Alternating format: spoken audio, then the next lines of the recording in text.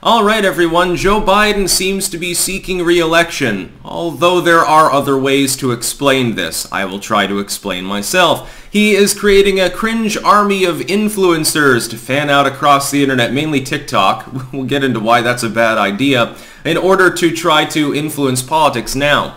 There is no objective tie-in between Joe Biden trying to get a bunch of content creators, mainly astroturfed ones that have funding from governments or contracts with tech firms themselves. There's really no link between him doing that or the White House in general. If you think that Joe Biden, singularly, if he knows anything about tech at all, not really. Staffers handle all of his internet stuff. You're not actually insulting Biden when you insult him on Twitter, sadly. Unlike with Trump, where most of his shit was actually personally put and he would occasionally respond. Good luck getting a response from Joe Biden. Even if you post Ashley Biden diary snippets all day on their official channel, at some point, you'll get bored long before you get a response. His cringe army of influencers could also just be, hey, we're going into a major election, so the White House itself is trying to coordinate a bunch of people to AstroTurf news. Basically, they're going to get briefings, or supposedly. They might even have their own briefing room at the White House, which seems like a misuse of public resources for a political reason. I'm not sure that Trump wouldn't have faced scrutiny had he done something like this. Hell, I seem to remember when Lauren Southern got a temporary press pass one time, he got absolutely shit on from top to bottom by the legacy media. Why is it that all of these people then are being invited to the White House and they're going to get, the news before the news is made, because the Biden White House is literally responsible for making much of the news at this point. Oliver Darcy has literally bragged about this being the case for economic issues. You're saying to me that Joe Biden gets a pass, and his admin, he's a steward, so the people behind the scenes, the puppet masters, they get a pass for essentially appropriating public resources to attempting to AstroTurf news in order to make it mimetic.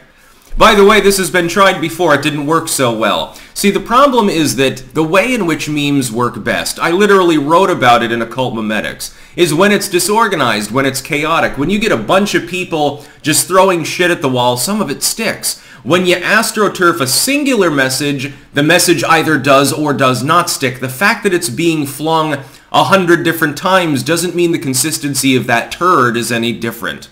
And that's why organized mimetic campaigns don't generally work. Case in point, and some of you remember this, and if you do, God bless you, of course, Elizabeth Warren's meme team. Do you remember that one? Go ahead back through my videos and watch my response and see how jovial I was at that time. Elizabeth Warren had a group stumping around for. And at great cost, of course, to these donors, they created a team that was supposed to make memes, pro-Elizabeth Warren memes. They made like 2 memes and then they quit because they got absolutely goddamn dogpiled. Ratioed on Twitter, ratioed on YouTube, they got flattened. They were a running joke on 4chan, they were a running joke on Reddit. The only meme that they ever really created was their own existence. It was completely incompetent at every possible level, and it was relatively well organized, and it had funding. It was a funded, organized effort. This is the same thing now. Here's the problem with mainly focusing on TikTok influencers. If you want people to vote for you, does it really make sense to go after influencers, so-called, whose average age audience is barely old enough to vote, with many of them being younger than that? So the tween audience, people who are 12, 13, 14 years old, they can't vote. Who the fuck wants to influence them politically? There's no point to it. There's nothing to be gained. So if you get, a bunch of TikTok weirdos, a bunch of cringe fringers with contracts that they got from the Chi-Coms or from the US government or the British government or whatever to propagandize to children, the problem is they've already fine-tooled their propaganda. It's like breadliners. The bread tubers, so-called. I call them breadliners because that's what they want for everyone but themselves. They tend to be rather obese. The breadliners are partially funded, some of them, by the British government.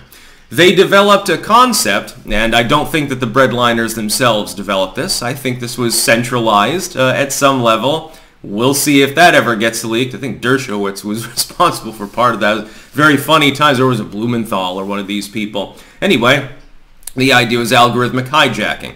So you tie yourself habitually to other users who already have clout, and you hope to claw your way up. Now, anyone can do this, although YouTube, to its credit, the one algorithmic shift they've made in the last couple of years, it makes sense. They've sort of tamped down on that to, disinterest people in just constantly dick riding on the platform.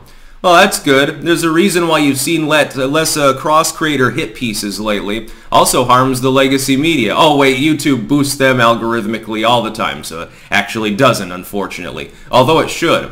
The breadliners now are dead in the water because of the algorithmic change, but for a while there, it was a growing thing, and they were getting, again, support from the British government. This was disclosed last year.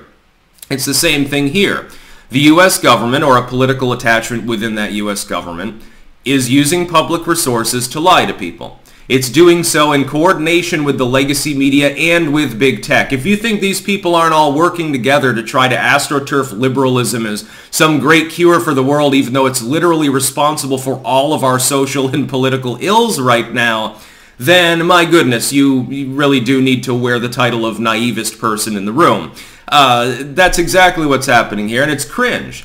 I don't think it'll work. I think they're going to end up, at least at the creator end, I think they're going to find out, hey, we're throwing the same turd at the wall over and over. We're just having different people do it, and it's not working. Occasionally things stick, but most often they don't. And at some point, some of these creators might get pissed at that fact. They might get pissed because they're selling out their audiences. Some of these people probably don't believe, specifically, the neoliberal, globalist, pro-war, crappy way that Biden and his people do.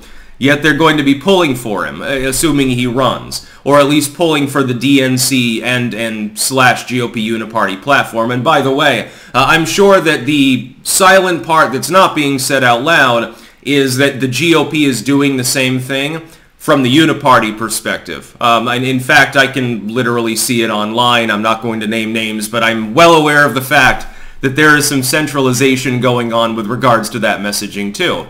This is just another attempt to push out the left, although, whining and dining them on social issues. On economic issues, you'll note they're not doing that for a reason, while also attempting to crush the latent populist and libertarian upswing in favor of neoconservatism. Because they want more wars. Because they want more corporate tax cuts while pretending to be tough on corporations. They want more crime in order to justify more authoritarian policing measures. That's what these people stand for. Shame on any influencer, by the way, who's not like at least 40 who buys into this. Like you're living in the la-la land of Al Gore or Biden when he was a senator back when he did the tough on crime thing. You're like living in the 90s. And these people have the cheek, by the way, to claim that millennials are on their way out as content creators. What are you fucking talking about? Some of us stuck to our guns. There's a lot of sellouts too, but, I think I've been pretty consistent in my messaging throughout time. I haven't changed much. Hell, look at my wardrobe if you want proof of that. Nah, Joe Biden's a cringe fringe army. It's really going to save him and his party. If an 82-year-old man is running for re-election, what he really needs is a bunch of 19-year-old TikTokers to make content to tween audiences. That's really going to change the metrics of the next election. That's about all. Peace out.